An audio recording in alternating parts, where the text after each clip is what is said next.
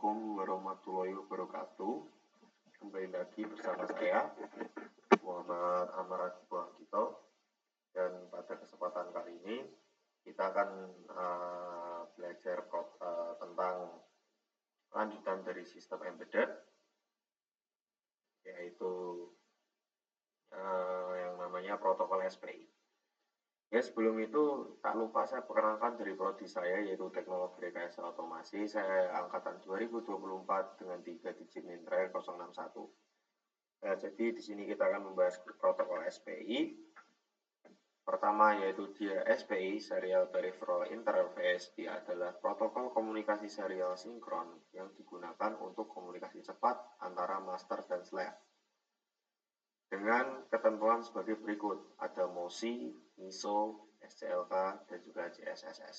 Jadi MOSI ini dia adalah data dari master ke slave, kemudian MISO yaitu data dari slave ke master, SCLK yaitu clock dari master, dan juga CS ataupun SS dia ini memilih slave. Bagaimana cara pengaktifannya? Berdasarkan CS aktif itu ketika low sama dengan 0 atau perangkat aktif, baik sama dengan 1, perangkat tidak dipilih. Cara kerja SPI yaitu komunikasi berbasis clock. Master menghasilkan clock untuk sinkronisasi data. Master mengatur komunikasi, slave merespon saat dipilih CS, dan juga data dikirim per bit. Dengan alur yaitu master menurunkan CS, master mengirim clock, data dikirim atau diterima pada setiap edge clock, kemudian master menaikkan CS, dan juga akhirnya SPI terkendali. SPI itu memiliki 4 mode komunikasi berdasarkan kombinasi. Yang pertama ada CPOL yaitu clock polarity dengan level idle clock 0 ataupun 1. Kemudian ada CPHA yaitu clock phase, dia adalah edge clock saat data disampel. Bisa kita lihat dari mode di sini yaitu ada mode 0, mode 1, mode 2, dan juga mode 3. Dan di sini digambarkan bagaimana jadi level idle-nya aktif ataupun non-aktif, dan juga efek sampingnya yaitu rising edge, falling edge, rising edge dengan ketentuan high, dan juga falling edge dengan ketentuan high. Tipe komunikasi SPI. Yang pertama ada full duplex atau 4 wire. Dia kirim dan terima data secara bersamaan menggunakan 4 jalur, MOSI, MISO, SCLK, dan CS. Kemudian ada half duplex, yaitu kirim atau terima data secara bergantian dengan hanya mengandalkan satu arah pada satu waktu. Kemudian ada simplex, satu wire komunikasi hanya satu arah, master, slave, ataupun slave, master. Dia menggunakan 2 jalur, yaitu SCLK dan CS plus 1 jalur data. Multi-slave SPI, SPI dapat menghubungkan banyak slave ke satu master menggunakan jalur bersama. Pin CS atau SS terpisah untuk setiap slave. Kemudian ada daisy chain, yaitu slave disusun berantai, MISO dari slave sebelumnya hingga MOSI slave berikutnya. Hanya butuh 1 CS untuk semua slave. Menghemat pin CS tapi lebih lambat dan sulit untuk akses acak. Kemudian ada kecepatan SPI dan juga implementasi. Faktor yang mempengaruhi yaitu clock, SCLK yang didukung slave, kemudian panjang kabel dan kualitas sinyal, tegangan kerja, dan juga beban. Implementasi SPI pada STM32 ada berbagai macam, yaitu mulai dari high absorption layer, high level, mudah digunakan fungsi siap pakai, contohnya itu transmisi receive. Kemudian ada di register level, yaitu kontrol penuh, akses ke register SPI, dengan contoh SPI SR, SPI TR, SPI CR1, dan juga CR2. Kemudian ada DMA, yaitu transfer data otomatis dengan mengurangi beban CPU. Contohnya yaitu transceiver DMA. Kemudian ada interrupt, dan juga dengan contoh IRQ handler. Nah, bagaimana implementasi SPI pada STM32? Ada berbagai macam, mulai dari SPI Blue Initial, SPI Bus at Device, dan juga SPI Slave Initialize. Kemudian ada SPI Memory dan juga Storage, dengan contoh yaitu W25Q64 SPI Flash. yaitu dengan fitur utama tegangan 2,7 hingga 3,6, kapasitas 64 MB, page size-nya sebanyak 256, sektor erase-nya 4 KB, blok erase 44 KB, dan chip erase seluruh memori. Kemudian ada juga micro SD, inisialisasinya bisa dilihat di sini, yaitu dengan fitur kirim CMD 0, dapat R1, kirim CMDB, CMD8, dapat CR7, dan juga segalanya.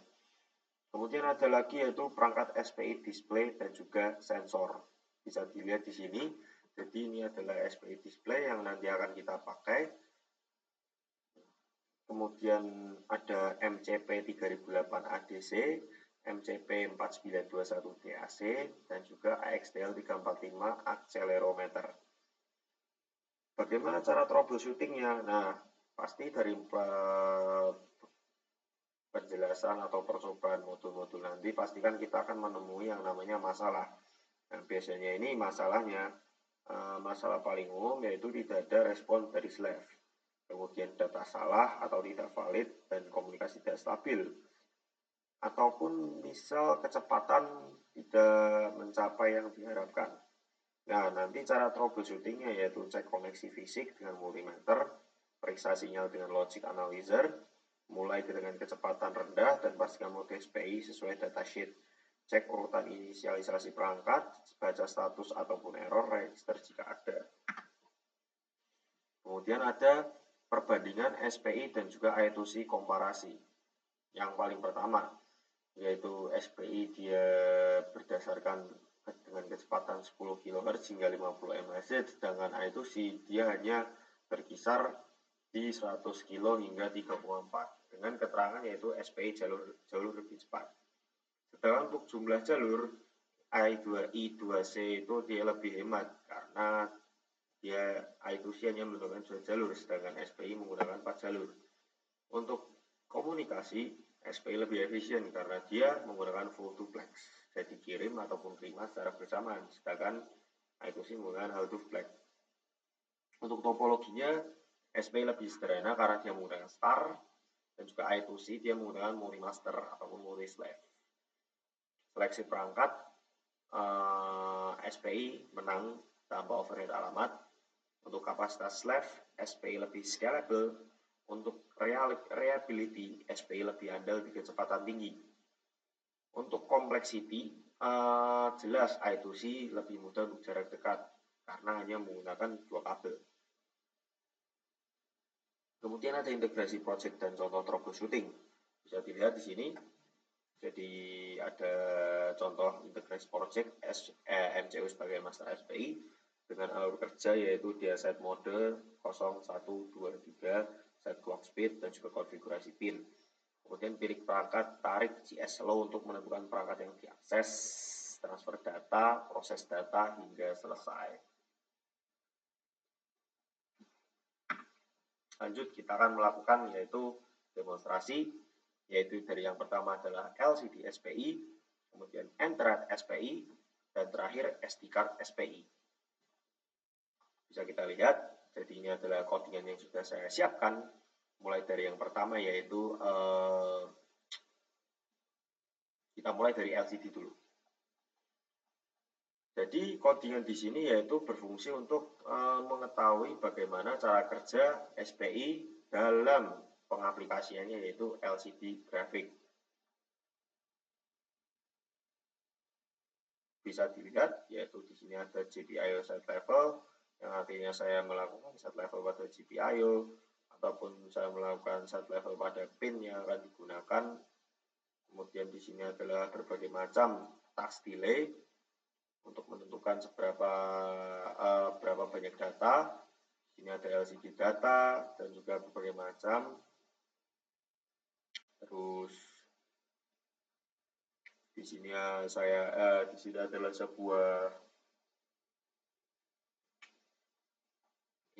sebuah kode untuk membuat tampilan dari LCD-nya.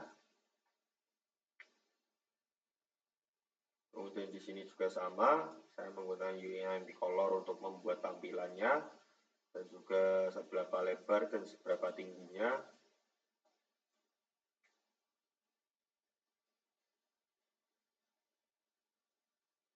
Nah, di sini adalah yang akan digunakan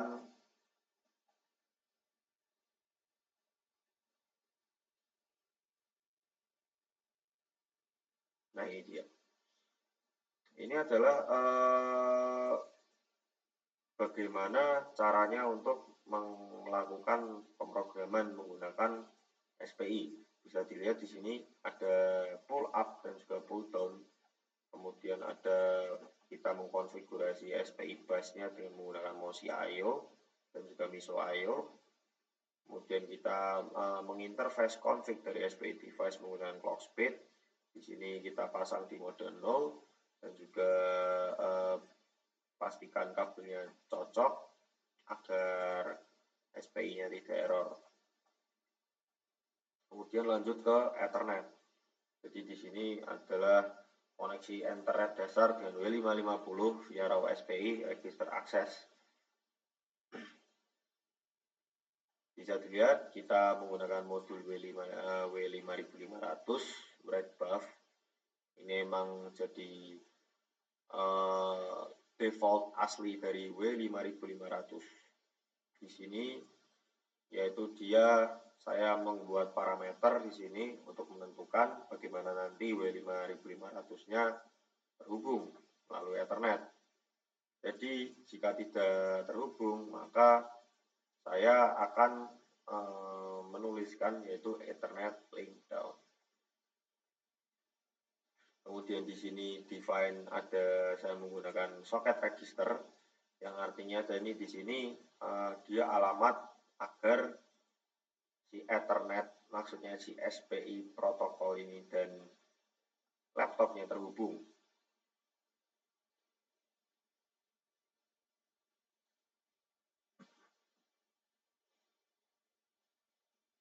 Kemudian di sini adalah pin-pin yang akan digunakan dan juga akan difungsikan. Lanjut ke SD card.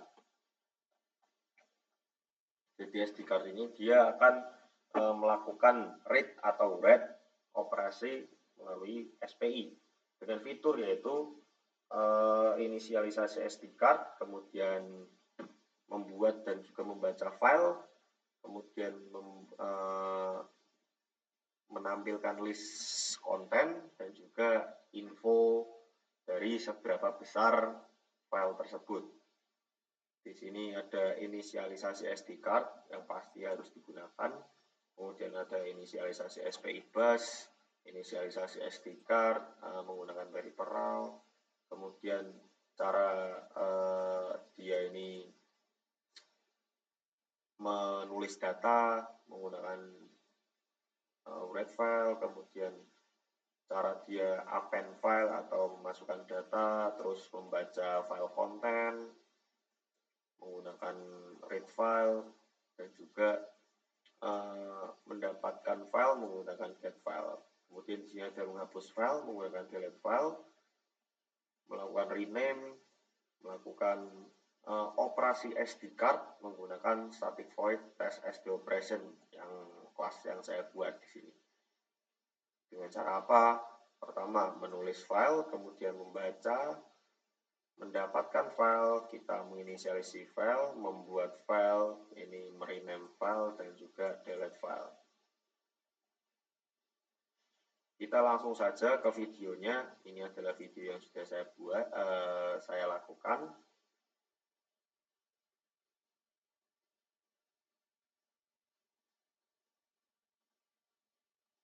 Jadi ini adalah SD card yang sudah saya siapkan dan juga ini adalah ESP3 kedua yang sudah saya ujikan.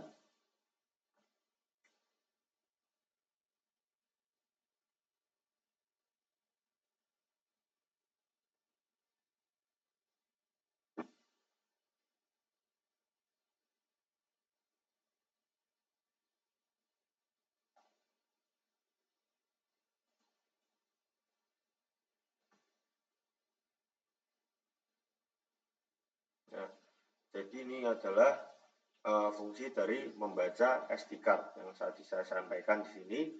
Jadi nanti di terminal akan menampilkan layar seberapa banyak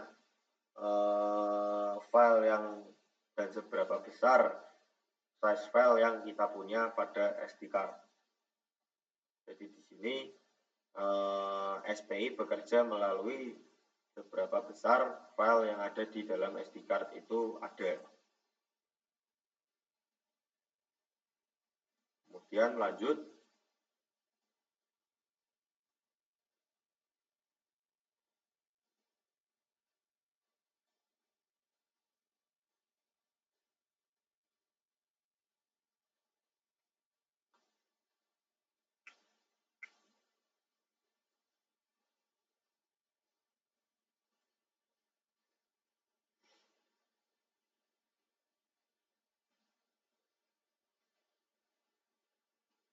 Nah, jadi di sini yaitu menampilkan melalui LCD. Bedanya yang tadi, kalau tadi menampilkan lewat laptop dan ini menampilkan lewat LCD. Nah, jadi di sini bisa dilihat beberapa list-listnya. Jadi nanti kita tinggal melakukan, terserah mau menekan yang mana gitu.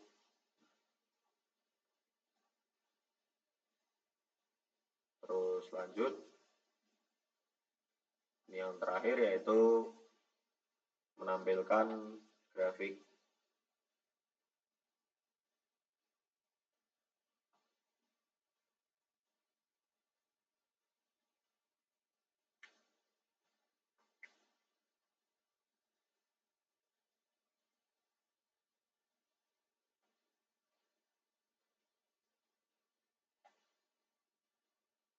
Nah, jadi nanti hasilnya seperti ini. Bisa dilihat kurang lebihnya seperti itu. Jadi itu tadi adalah LED ya sebenarnya. Nah, itu saja yang bisa saya sampaikan. Terima kasih dan juga sampai jumpa.